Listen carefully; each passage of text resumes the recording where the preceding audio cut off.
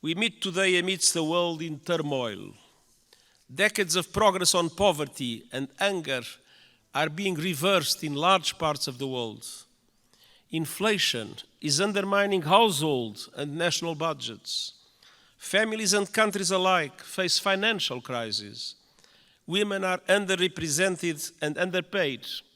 And I recognize the enormous effort that Nepal is doing in the way for gender equality, full gender equality, and I praise your efforts and its results.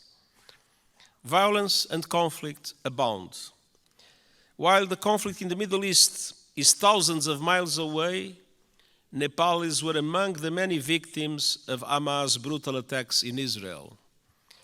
I send my sincere condolences to the families of the 10 Nepalese students who were killed and express my best wishes for the safe return of Mr. Bipin Joshi, who is missing.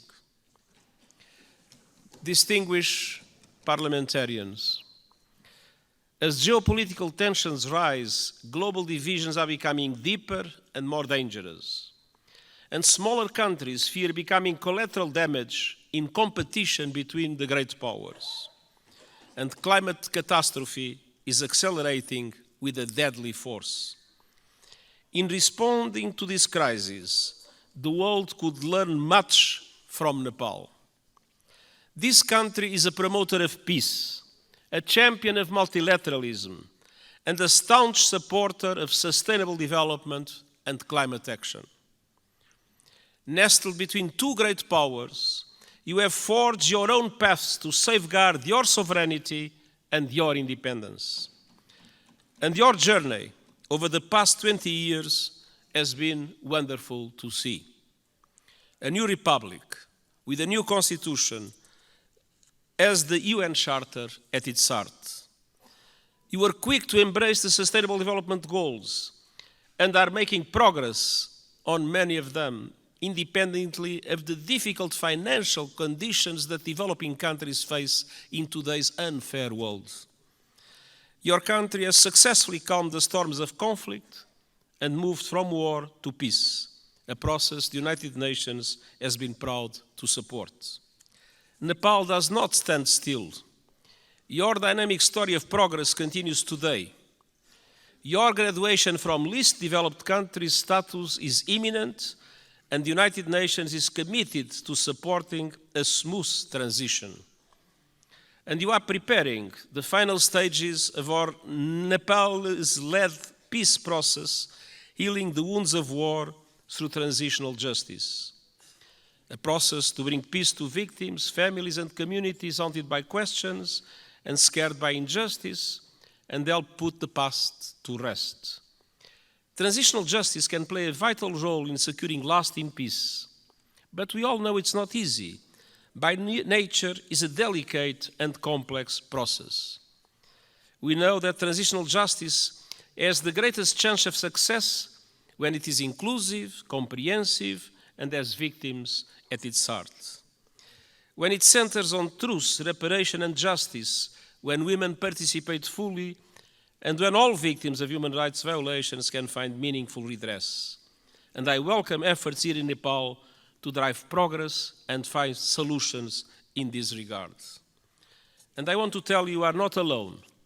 The United Nations, respecting the Nepalese leadership of this process, stands ready to support you with your victim-centered process and its implementation in line with international standards, your own Supreme Court's rulings. The United Nations and Nepal are old friends. Our cooperation runs deep. Nepal has long been a cherished member of the UN family and a powerful voice for developing countries, most recently as chair of the Least Developed Countries Group. And this relatively small country compared with the big powers has made an outsized contribution to international peace. Of all the countries on earth, Nepal is the second largest contributor of troops to United Nations missions, military and police. I'm sincerely grateful to the Nepali people for their dedication, their courage, and their service in peacekeeping. And I would like to take a moment and ask for one moment of silence to honor those Nepalese who have lost their lives serving under the blue flag. उदाहरणको लागि 1 minute साथ दिनेछौँ।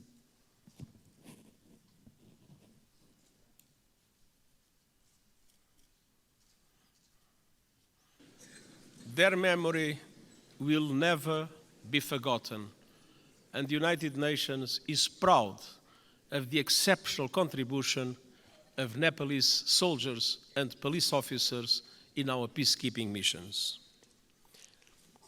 Dear parliamentarian colleagues, on climate action, Nepal is a frontrunner. You are on target to reach net zero emissions by 2045. Thanks to extraordinary reforestation efforts, trees now cover almost half of the country.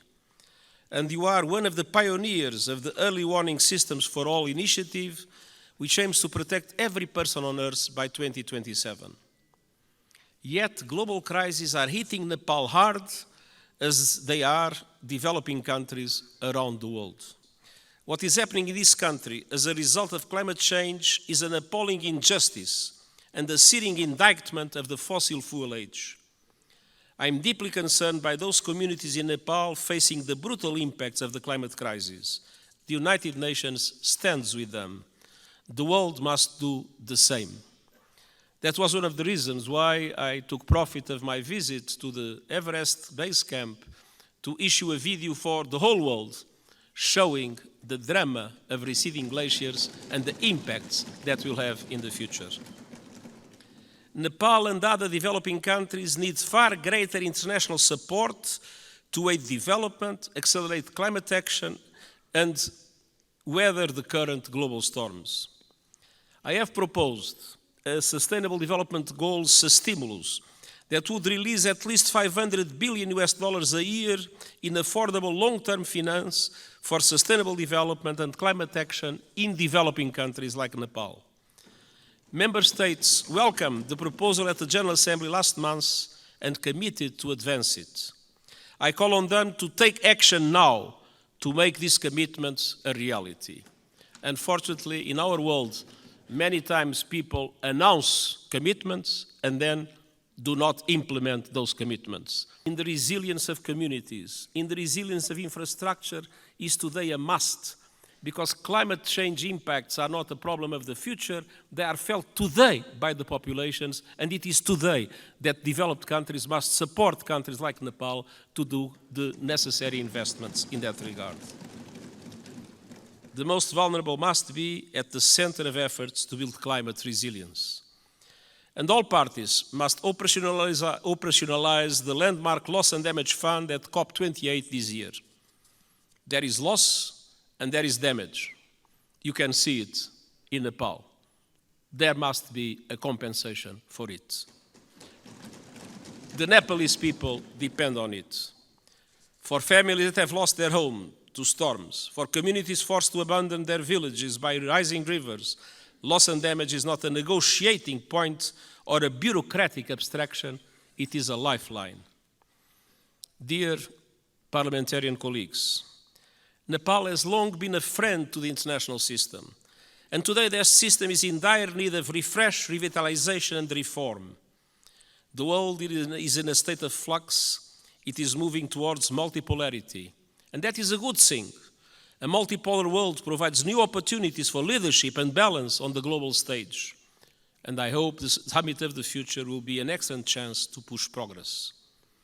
As a steadfast champion of multilateralism, peace, and developing countries' interests, Nepal will be a vital ally at the summit. Dear parliamentary colleagues, it has been my great pleasure to visit this extraordinary country over the past few days. What I've seen confirms a simple truth. Nepal is a friend of the world, so the world must be a better friend to Nepal.